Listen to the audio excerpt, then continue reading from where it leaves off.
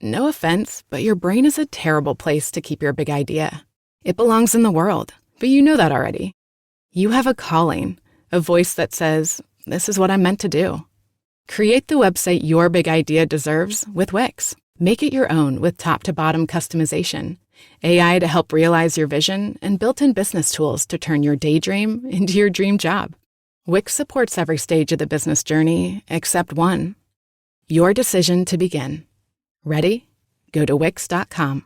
Sponsored by Novo Nordisk. Hola. Hey, you speak Spanish, but do you speak liver? ¿Qué?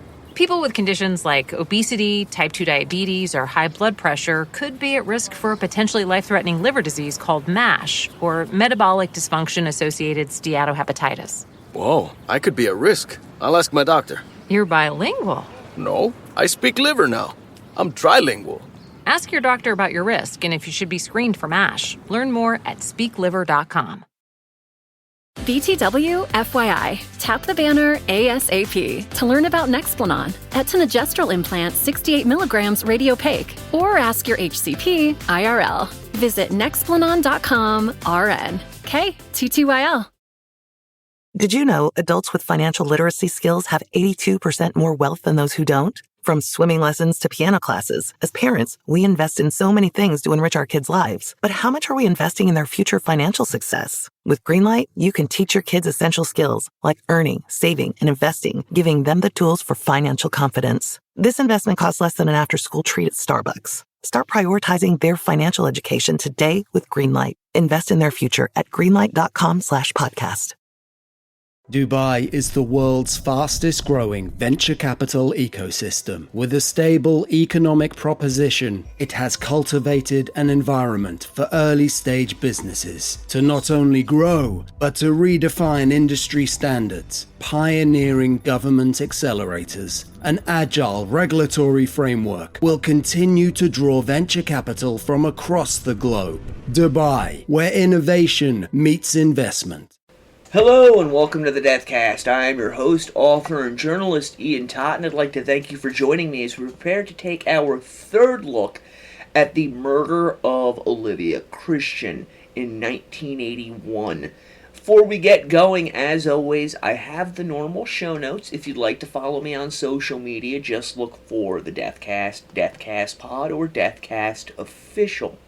If you'd like to help support the show, there's a couple of ways you can do this. First and foremost, you can go to your favorite podcast app, follow the show, and leave a 5-star review. They really do help the show grow.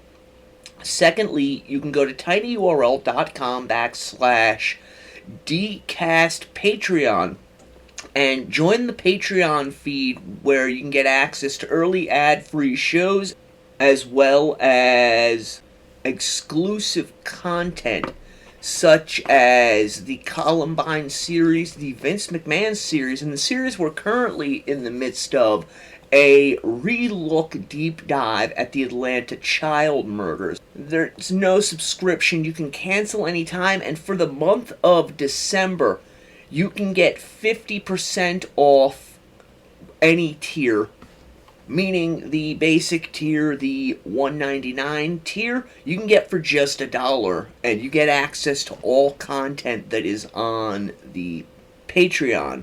So again, that's tinyurl.com/dcastpatreon. And I do have to give a shout out to my first 2 Patreon members, Channel and Anthony. As always, you guys are awesome. I also need to shout out the peeps that are at the Deathcaster level, Debbie from True Crime University, and Samantha. Alright, now that all that's out of the way, find yourself a nice comfy chair, kick back and relax. I've got my coffee, I've got my cigarettes. Let's go into the crypt. When we left off last time, police were still investigating Olivia's murders. They'd done couple of different canvases throughout the neighborhood in Hampton where she had been found murdered. They'd also spoken with her boyfriend, members of her family, and were zeroing in on a man known as Michael, who was known around the apartment complex and who they felt, because of things such as shaving off his mustache, the fact that some people within the apartment complex said he was a peeping Tom, and he was believed to have had affairs with women inside of the complex, was a viable suspect.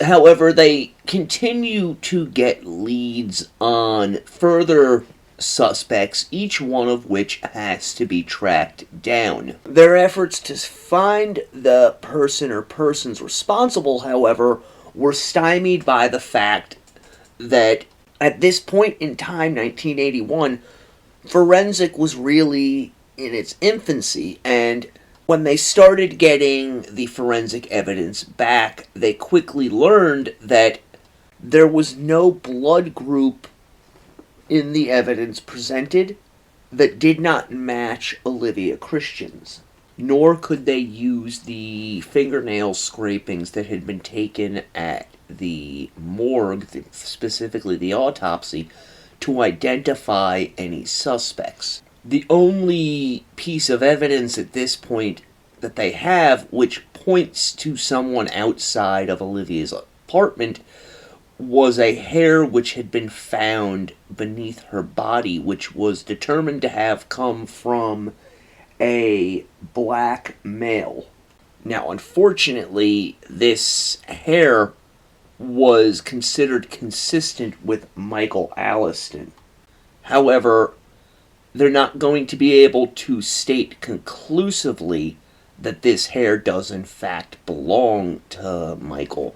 If you'll recall other discussions we've had on forensics, you'll remember that in order to get a 100% match, a hair has to be completely intact. That means from the tip of the hair down to the root must be present in order to get specific DNA.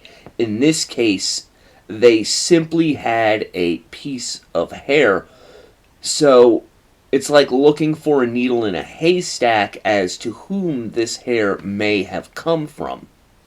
Even with all of that, officers felt that they more probably than not had enough circumstantial evidence to go after Michael Alliston. However, when they went to speak with Michael, he informed them that he had spoken with a lawyer who had told him not to talk with the police any further.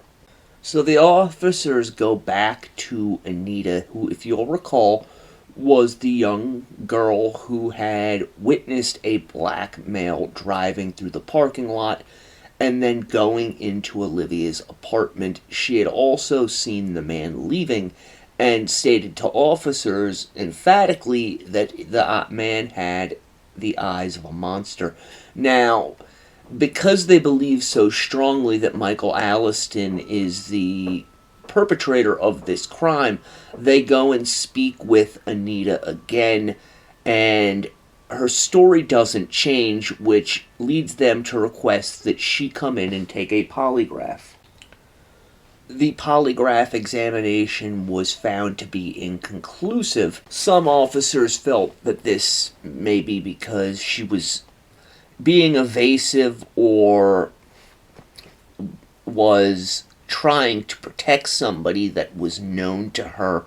However, I have to point out, as I always do, polygraphs are a pseudoscience that are not admissible in court because they are highly flawed and everyone's biochemistry is different. So you could have one person lie through their teeth when they are taking the polygraph examination and pass, and another individual who, for whatever reasons, outside stressors or high blood pressure, etc., will tell the truth and will fail miserably. And at this point, officers are kind of forced to turn their view away from Michael for a period of time, although they still believe he is the most viable suspect. However, every lead that they receive leads to a dead end. suspects who are turned into the police turn out having viable alibis, such as being at work or not being in the area during the time of Olivia's murder. Because of this, time and again, they come back to Michael Alliston. And according to Anita, officers kept coming back to her, putting pressure on her to identify the man that she had seen that morning as Michael Alliston. However, she steadfastly refused to do so. Many years later, officers would state that one of the biggest hurdles they faced during the investigation was the fact that so many false witnesses came forward during the course of this investigation, many of them not wanting to see an innocent individual be arrested and tried for a crime that they did not commit. Was also the fact that many residents in the Ivy Homes apartment complex believed that the officers were at this point looking to pin the murder on anyone, and therefore they would not speak with the officers. And this goes back to the deep-seated mistrust within the African American community of the police. It's not just limited to major cities. It's, ingrained within the community's DNA across the nation, as there are countless stories and tales out there of officers using an individual's words, shaping them in such a way that they are able to go after them legally, where in reality no legal recourse is justifiable. But it's deeper than that. Even individuals who have committed a crime, oftentimes the communities from which they come, they have a persecution complex against the police and feel that the police are unfairly targeting. Now, whether this is true or not is inconsequential. A thing does not have to be true in order for people to feel it, believe in it, or act upon it.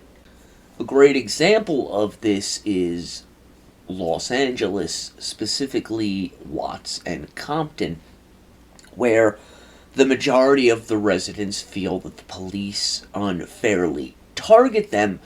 This despite the fact that there is such high crime in the area, there is open gang activity, and a very high amount of violent crime. That isn't to say that there may not be some form of racial profiling going on in these areas from the police, but very often the police are targeting an individual or individuals because they believe or have evidence to indicate that that individual or group has been involved in some form of crime. And because of all of these false leads, as well as individuals not being willing to talk to the police come out and publicly stated that Anita's composite sketch of the man she saw on the morning of Olivia's murder was more likely than not a lie, and that the public should disregard it. This is going to hamper the investigation further, because reality check, Anita did see this man and is later going to be able to identify him. But it does go to show how individuals can destroy the credibility of a witness just by giving the information that they do, which turns out to be false. It paints the whole witness pool with a tarnished brush in the eyes of law enforcement. On December 16th of 1981, another murder occurs roughly a mile from Olivia Christian's apartment. This was at 406 Worcester Avenue when 46-year-old Mary E. Johnson, who was home alone at the time, was bludgeoned and then strangled to death in a manner eerily reminiscent of Olivia's murder. Now, obviously, the police community as well as local news noticed the similarities in the two crimes and were quick to point them out. In a local newspaper article, the then captain of the Hampton Police Department, Captain Godsey, stated, "There are similarities between this case and the Christian murder."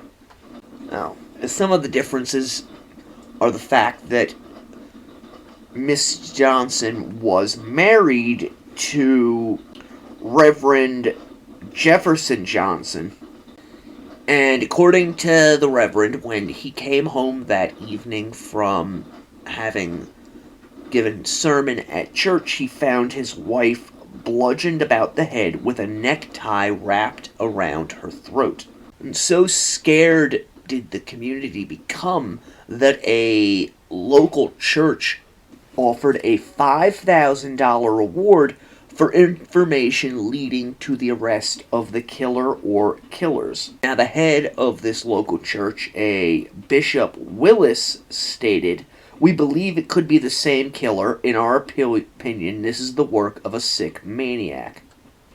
This served to jumpstart the investigation, with numerous tips and leads flooding into the police station as individuals sought to collect on this reward.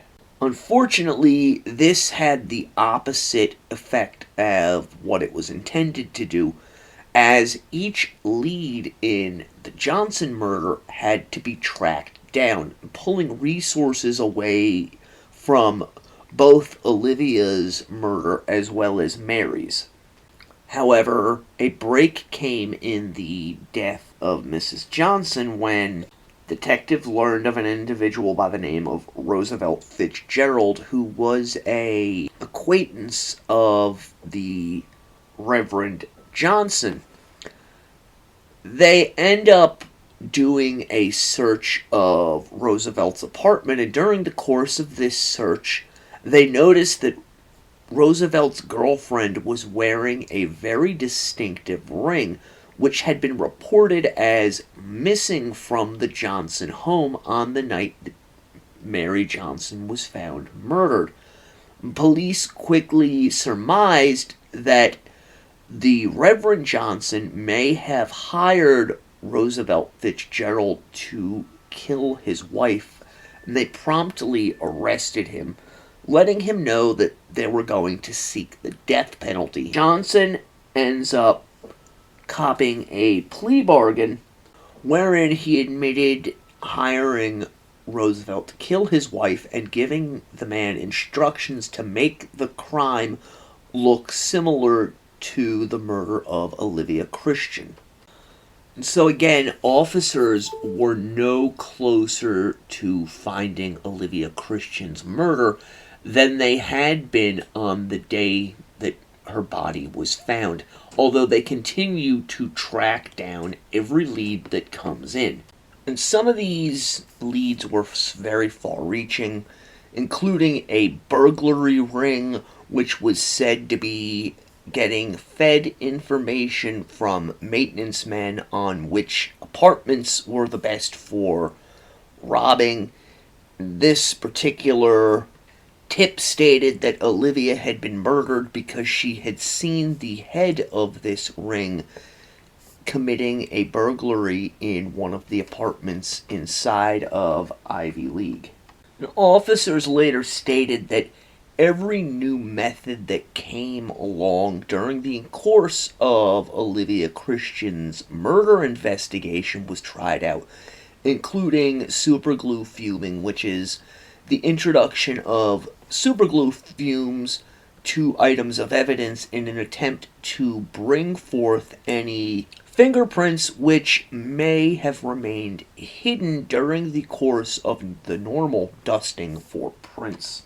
The FBI's behavioral science unit also got involved and put out this profile, which I'm going to read part of. Quote, "The killer is a male, 18, 24 years old, residing with it in close proximity to the victim and probably walked to the scene. He will reside with his parents. While it is possible he completed high school, it is more probable that he dropped out. The individual is single and has never been married. It's unlikely that the offender owns a vehicle.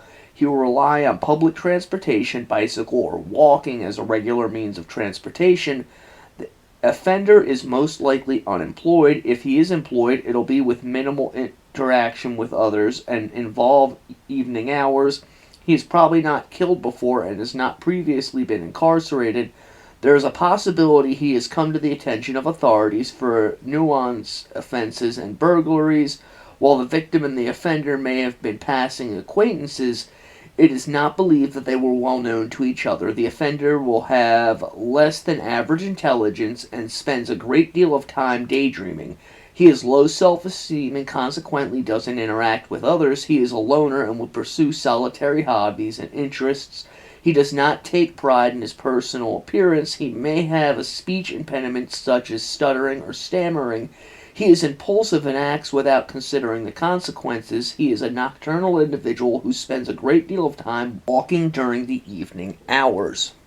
So stymied were investigators in Hampton, they even submitted questions for serial confessor Henry Lee Lucas. Now, if you don't know who Henry Lee Lucas is, he is infamous for having been arrested in Texas on murder charges and confessing to hundreds, if not thousands, of murders throughout the United States, the majority of which were found to be false confessions, meaning that while Lucas did in fact commit some murders, You know where your business would be without you.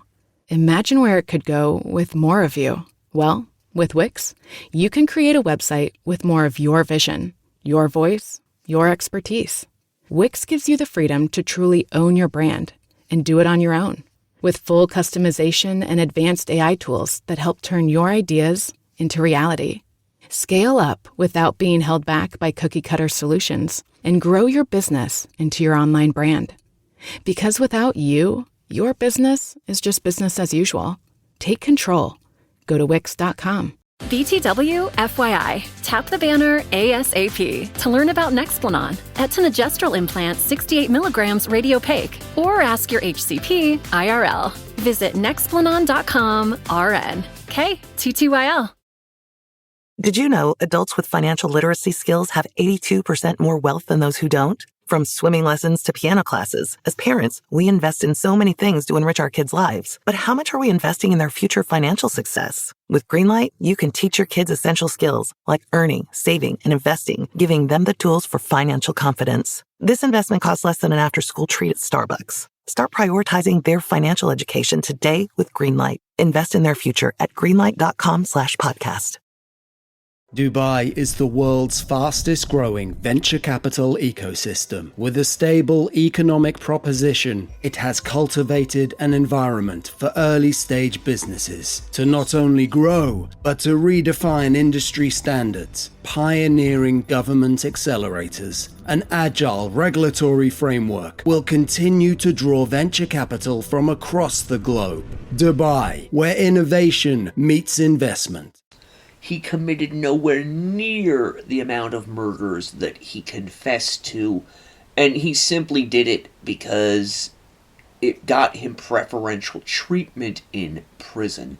He was aided in this by his friend, part-time lover, Otis Toole, who may be familiar to some listeners as the primary suspect in the Adam Walsh murder case. Walsh was the son of America's Most Wanted host, John Walsh.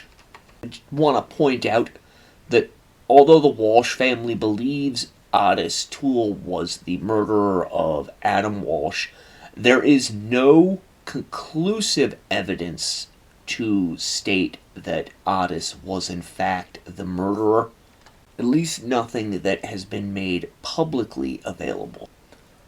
As time wears on, unfortunately, Olivia Christian's case ends up in a file cabinet down in the basement of the Hampton Police Department, with a cold case investigators looking into it when they have free time. It just seems to them to be the impossible case, the one that they cannot solve.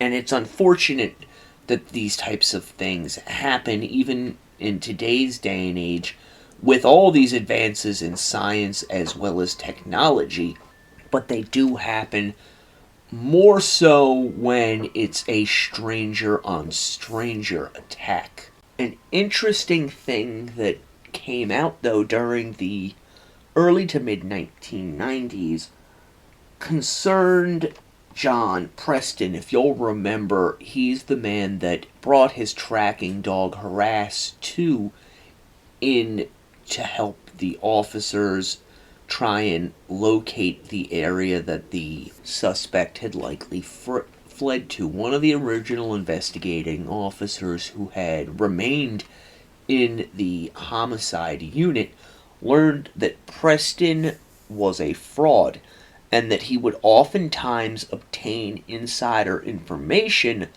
from those working the case and then cue his dog to track down or to follow a specific track to lead investigators to a specific location. In terms of those who were involved in this investigation, the only one whose life got better with the case going cold was Michael Alliston, as investigators became more and more convinced that Alliston was in fact innocent and had been innocent all along, and that John Preston and his dog, having obtained insider information, had intentionally led officers to Michael's home.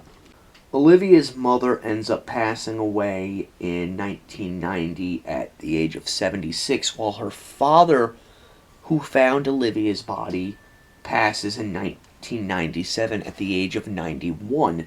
Both of her parents went to their graves never knowing the identity of their daughter's killer. So we're going to fast forward here a little bit.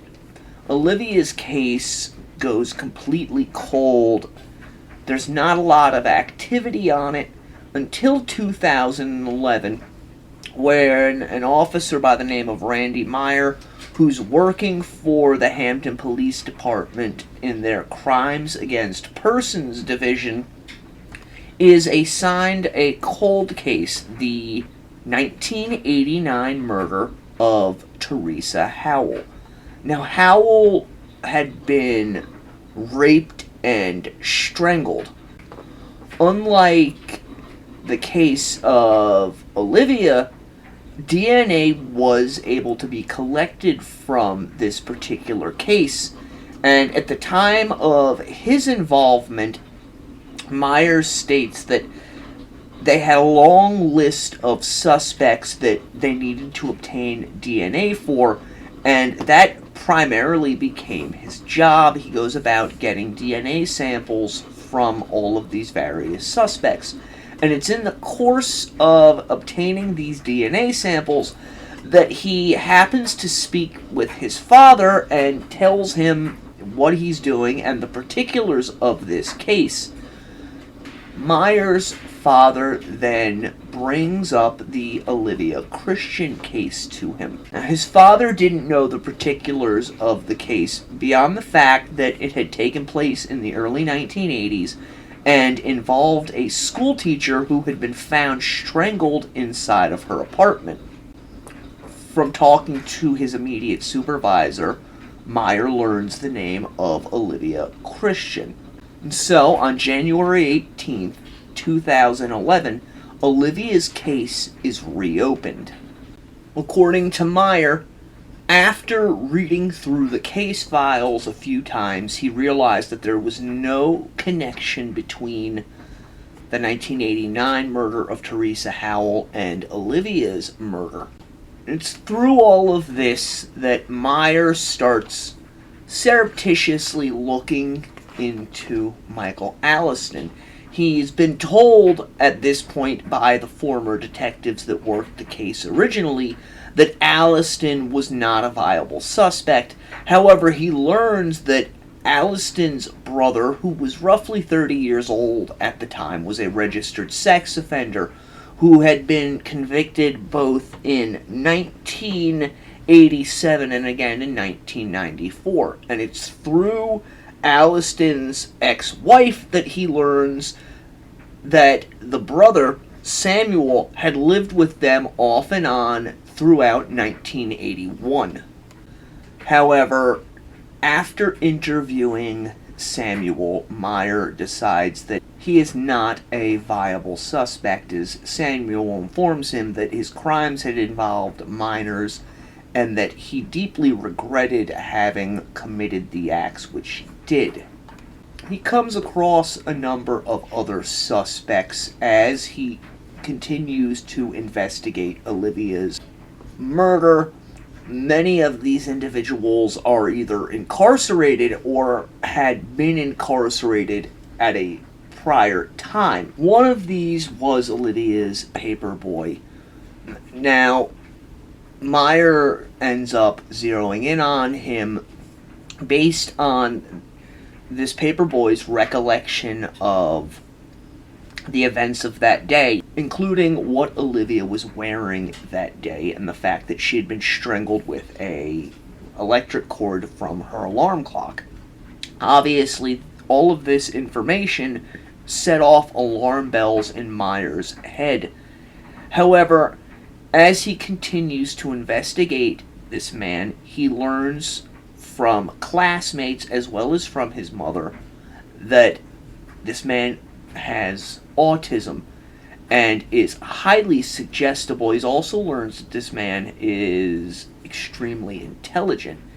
And with all of this information, he comes to the conclusion that this man is enjoying the attention that he's getting in the Olivia Christian case and is almost certainly not responsible for Olivia's murder. Now, all of this eventually leads Meyer back to his eyewitnesses, specifically Anita Purcell.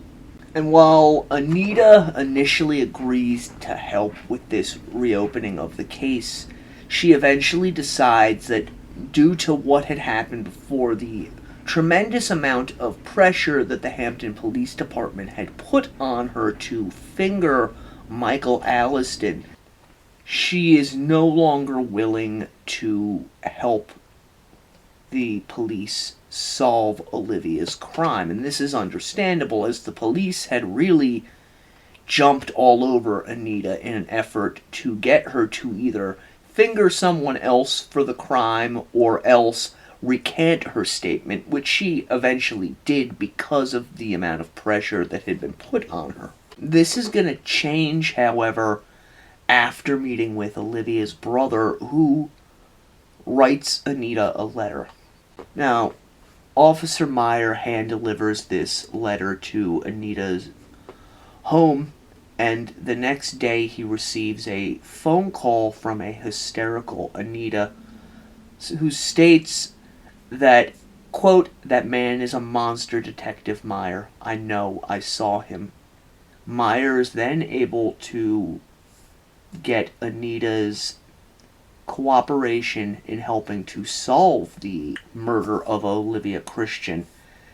And from here, events begin to stack, which are going to lead to the identification and eventual conviction of the man responsible for Olivia's death.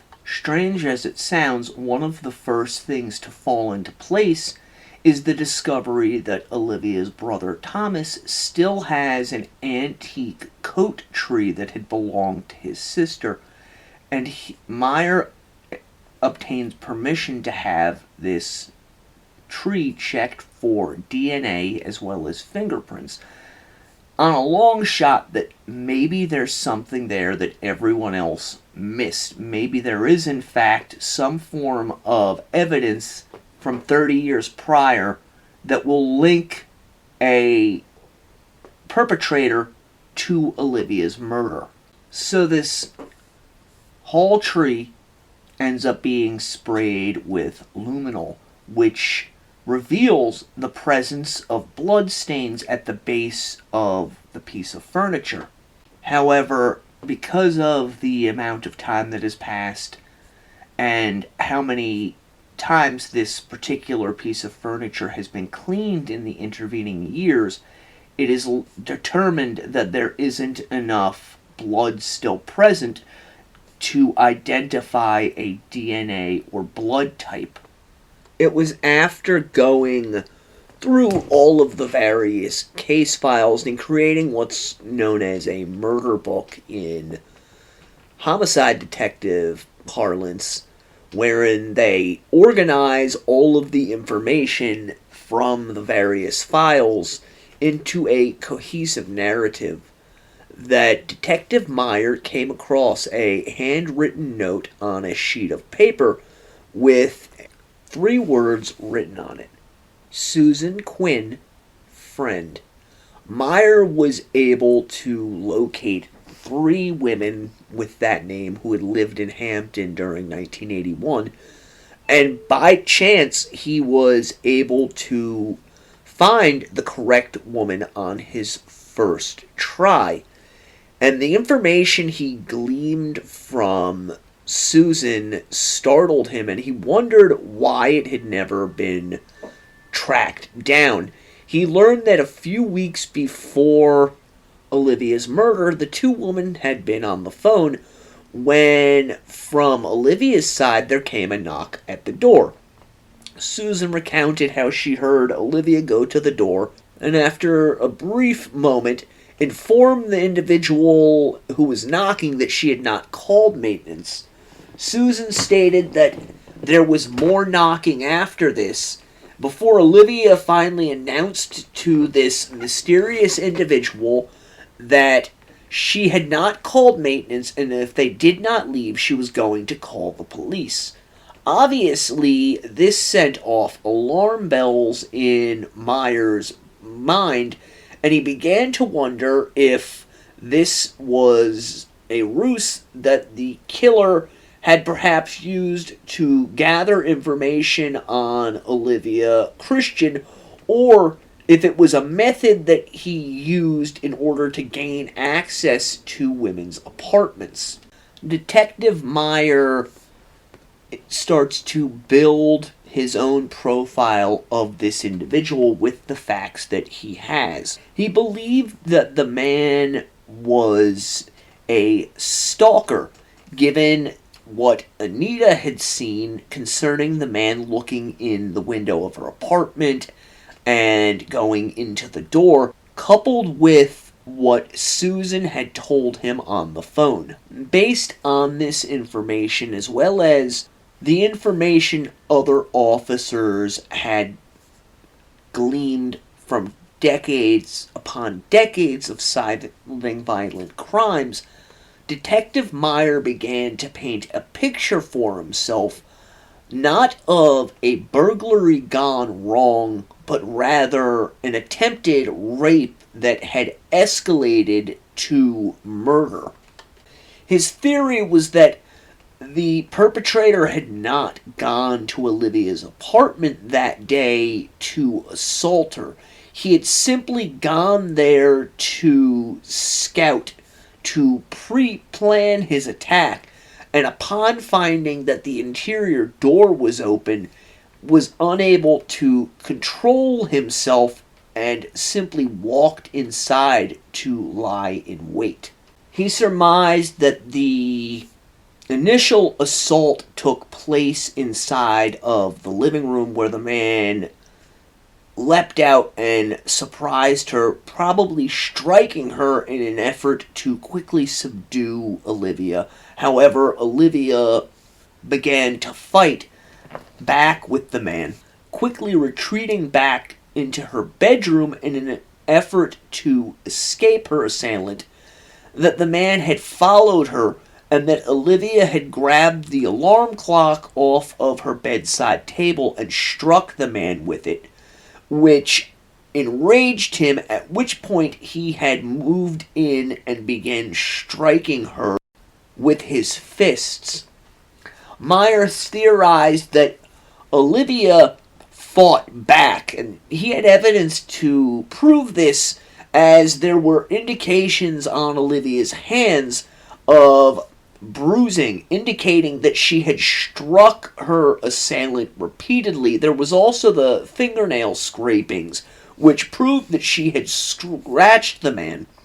And in this theory that he put together, Meyer believed that the man eventually overpowered Olivia, although when she refused to succumb and simply let the sexual assault occur as the man was removing her top and bra, he had taken the pillow from her bed and shoved it over her face. However, she would not relent, and the man eventually picked up the alarm clock and began bashing her over the head with it, which led to the various cuts, bruises, and fractures to her skull. Olivia ended up being knocked unconscious from this. And again, according to Myers' theory, the suspect then realized that it would be a fool's errand to remain and sexually assault his victim, as it was very possible that someone had contacted the police. However, he could not risk a living witness, so it was at this point that he strangled Olivia with the cord to the alarm clock before fleeing the apartment in a panic. Armed with his partial profile and the theory of how the attack occurred, Detective Meyer begins reaching out to nearby jurisdictions, looking for similar attacks that had taken place either prior to or after Olivia's murder. He also began visiting the Hampton Police Department's records room, where older case files were kept on microfilm. For those of us from an older generation, microfilm or microfiche was a machine where you would put cartridges or spools inside of, light would magnify through the back, and you could quickly scan through, dozens or hundreds of pages in mere moments. Back before the internet existed, this is how many of us did reports when we were in high school. So he does this for most of 2012, and in December of 2012, he finds one report that catches his attention more than any others. It read, quote, "The man walked down the sidewalk past the apartment and was looking in the window. Then he put his hands on his hips, turned around, and walked past it again. He was acting suspicious, looking into the apartment window." End quote. Meyer, who by this point knew Olivia's case in and out, and knew Anita Purcell's statements to the police verbatim, recognized this. It's okay if you aren't ready for kids right now. It's okay if you don't want to be a mom now or even ever. It's nobody's decision but yours. But do you know what's not okay? Not knowing how effective your birth control is. Talk to your doctor about effective birth control options so you can make an informed decision. Tap to learn more.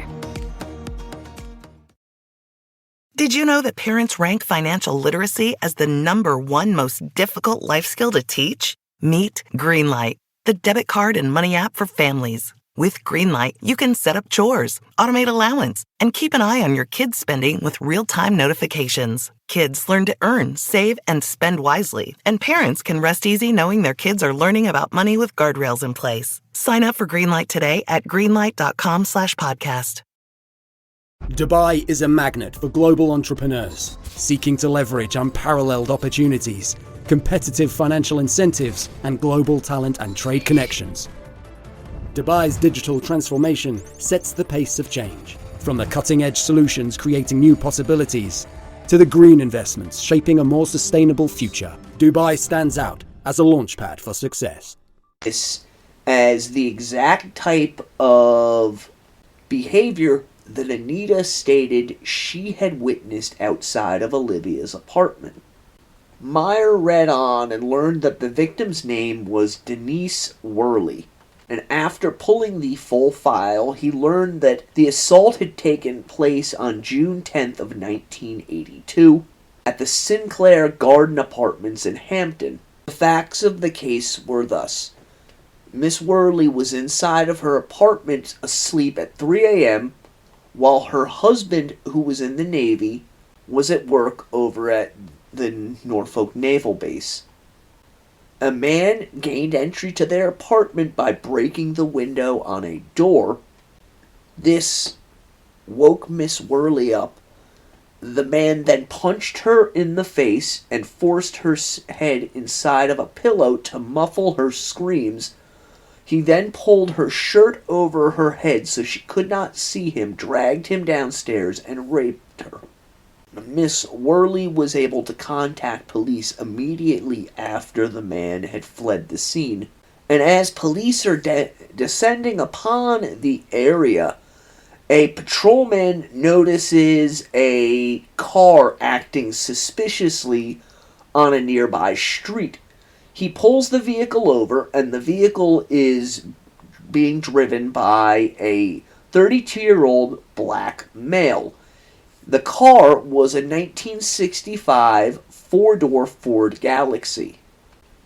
The officer notices the man seems to be extremely agitated and evasive in his questioning, so the patrol officer calls for backup, and fairly quickly a sergeant arrives on the scene, and they observe broken glass on the man's shoes. They end up searching the man's car, finding marijuana and a very thick screwdriver that the victim later was able to identify as the object that was put to her mouth and told was a gun. The man ends up being placed under arrest, and Miss Worley is able to identify him as an individual she had encountered 3 times previously over the course of the last few weeks.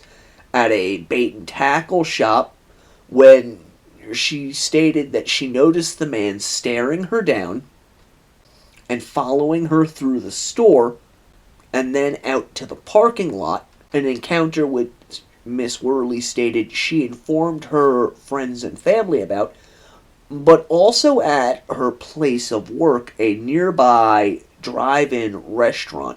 On one occasion, standing at the back door and staring at Worley until a co-worker informed the man that he could not be there and must leave. Miss Worley then said, a few days after this particular incident, there was a knock on her apartment door, and when she opened it, the man was standing there and stated, quote, "What shift does your husband work at the shipyard? I want to catch a ride to work with him." Miss Worley refused to answer the man's questions and shut the door. The man's name was Reuben Edward Moore, and through his defense attorney, Moore opted against having a trial by jury, instead deciding to have the judge act as both the judge and the jury.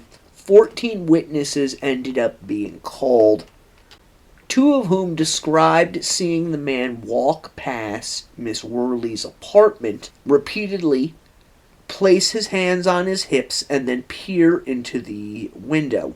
Both of these witnesses also stated that the man looked around him in a somewhat suspicious manner each time he did this. Miss Hutton had taken this stand, stating that she was awoken by the sound of broken glass, looked out the window, didn't see anything, and went back to bed before being awakened by a man's hand over her mouth, and the man punching her in the face before proceeding to brutally rape her. She said that the man forced her afterwards to go to the kitchen sink and wash her vagina to dispel any possible evidence that might be left. He then informed her that if she spoke to anyone about what had happened, he would come back and he would kill her and her children. She stated the man's last words to her were to not step in the broken glass and to lock the door behind him. Moore ends up taking the stand in his own defense, stating that at 3:30 in the morning he was out driving on his way to go fishing, and that the shoes he had been wearing were second-hand purchased by his wife, with the defense attorneys stating that possibly the previous owner of the shoes had left shoe prints found outside of Miss Worley's apartment. Obviously, that's not possible. The judge ends up deliberating for a very short period of time before he convicts Moore and sentences him to 30 years for rape and 5 years for breaking and entering to run concurrently. Obviously, Detective Myers is blown away by this information and decides to do a background check to find out if Reuben Moore is still alive. And he learns that Moore is in fact still alive and had been paroled from prison in 1997 after serving 15 years. At this point, Moore is 62 years old and residing in Hampton. Further digging turns up that Moore had been arrested only one time walking in Hampton's Green Lawn Memorial Park at 3:30 a.m. in 2007. Meyer ends up finding the booking photograph of Reuben Moore, and not surprisingly, Moore is an African-American man with a mustache sporting a navy blue ball cap. After getting some negatives that were inside of the envelope containing the booking photo developed, Meyer stood looking down at a picture of the car Anita Purcell had described in 1981. An aqua green four-door sedan with a faded top that was slightly lighter than the rest of the vehicle. The following day, Detective Meyer learns from an older officer inside the force that the name Reuben Moore was well known in the Hampton Police Departments, that he was a serial rapist and was held in such contempt that when Moore was released from prison in the 1990s, the then chief of police sent out a department-wide memo informing all officers that they needed to keep an eye on Moore. Furthermore, he learned that there was a murder which had taken place in 1972, that of Helen Sturgis, and that Reuben Moore was the only suspect in this crime. Sturgis had been raped and murdered inside of her home. She was an 84-year-old white woman who lived in an area in Hampton known as the Gold Coast, which is where the affluent resided. Sturgis happened to be house-sitting for a friend of hers at the time of the murder. From the detective that worked the original case, Meyer learns that neighbors had severely contaminated the crime scene. The cause of death was from multiple stab wounds, which resulted in cardiac and pulmonary trauma, with the knife having been taken from the kitchen, something Meyer made note of as the drawers in Olivia Christian's kitchen had been pulled open and rummaged through, and it was the belief of the detectives working the case originally, as it was Meyer's belief, that the killer had been in search of a weapon with which to dispatch his victim. There was semen present inside of the victim, although they could not get a blood type from the sample. However, a pubic hair was found on Sturgis's sweater. It was learned from a neighbor that a very distinct car had been seen parked in front of the house the evening before and the morning after the murder had occurred. Now, this neighbor also stated that she had seen this vehicle on a number of occasions. It was a black vehicle with a white top and resembled strongly a police car. Having nothing further to go on, the investigating officers had reached out to nearby Newport News. From these officers that they learn of Reuben Moore, who had been convicted of a very similar rape in 1968 involving an elderly woman who had been stabbed repeatedly and then left to bleed out. The victim had survived. Moore had been arrested and sentenced to life in prison. However, he had appealed the verdict and ended up being released on a technicality in 1971. Officers further learned that Moore had worked at an auto body shop where vehicles were routinely painted, and many of these vehicles were oftentimes former police vehicles that had been purchased at auction, and that sometimes employees of the shop would borrow these vehicles. However, they were never able to definitively link Reuben Moore to any of the cars from this paint shop.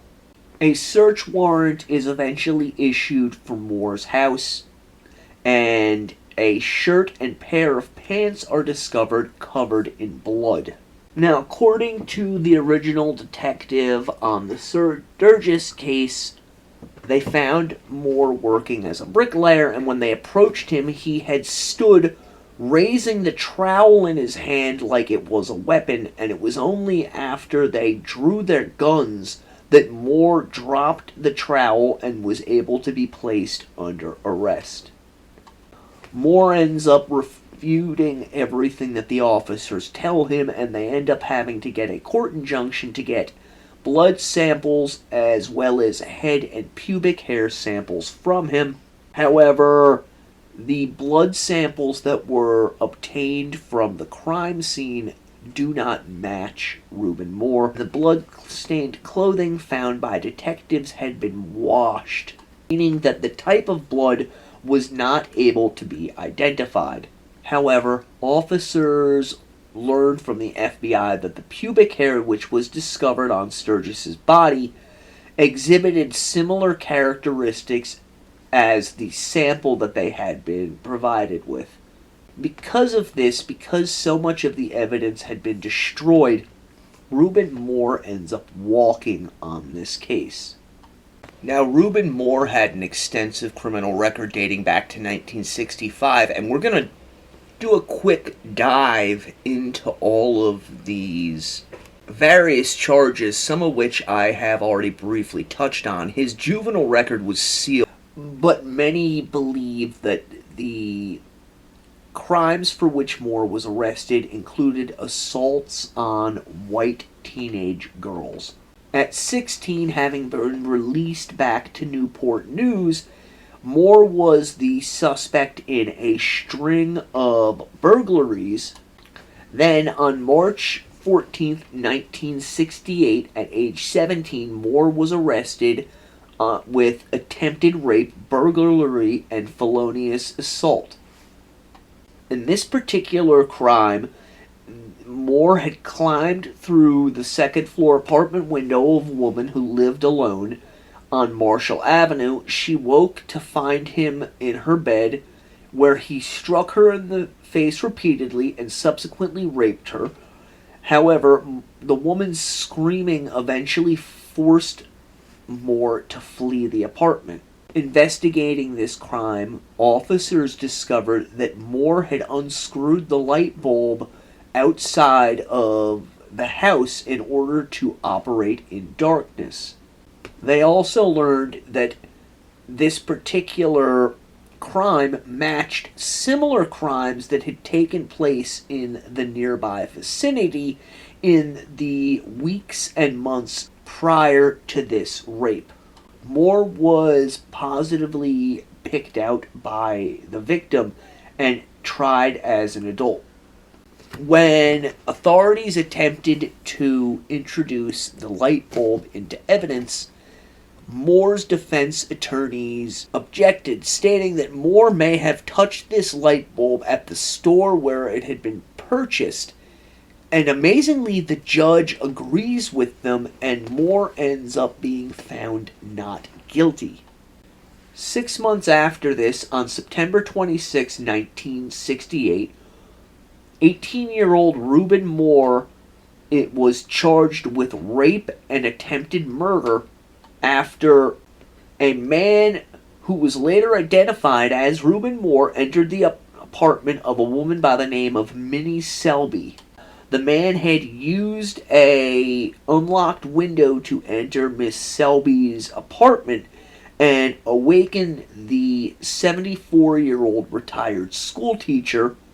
Moore had then punched Selby in the face and proceeded to rape her, putting her head inside of a pillow and stabbing her repeatedly in the neck, ear, and hands. Miss Selby miraculously survived, as she was discovered by a milkman making his morning delivery. Because of the horrific nature of this crime, police had done a door-to-door search and had discovered Reuben Moore living 1 block away from the victim. One of the officers recognized Moore from the other rape cases for which he had been tried, and detectives, learning of this, quickly seized Moore's residence, allowing no entry or exit. A warrant ends up being issued. During the course of this search, a knife is discovered covered in blood, along with a section of wooden handle being missing from the knife. The missing piece was discovered in the victim's home, lying next to her bed. Unlike other cases, everything was set to go against Moore at this trial, as hair, semen, and blood samples found at the crime scene matched him. He ends up being sentenced to life in prison, and he ends up appealing this conviction, which ends up going all the way to the state Supreme Court, where his lawyers argue that the affidavit used to obtain the search warrant for the search of Moore's residence is faulty, as the officers writing up the search warrant had not specified what items that they were searching for. And believe it or not, the Supreme Court of Virginia agreed, and the conviction was overturned, and Moore was released. Within 6 months of his release from prison in 1971, a woman was raped in an apartment 7 units down from his. This particular victim stated that she had seen the man, who she identified as Moore, a week prior looking through the window of her apartment. She stated to officers that she'd seen the man again a few days later in her backyard in what she surmised was an attempt to intimidate her into not testifying. This so frightened the woman that she fled the state and did not return to testify against Moore, and the case ended up having to be dropped. In December of 1971, another woman was raped. During this particular assault, the victim's daughter, a young girl, walked into the room and was punched in the face by the assailant. The child's wails forced the man to flee the house. Investigators discovered that the light bulb over the back porch had been unscrewed.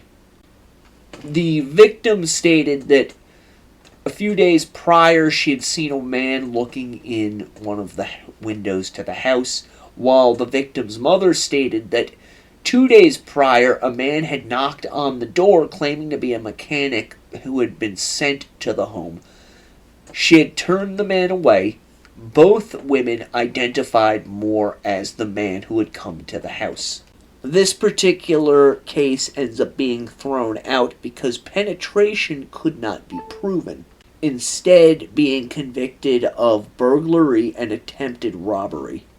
We're going to end the episode at this point with Detective Meyer having learned a lot about the individual he believes was responsible for Olivia Christian's murder. I hope you guys have enjoyed this week's episode. Until next time, my D&Ders, stay morbid,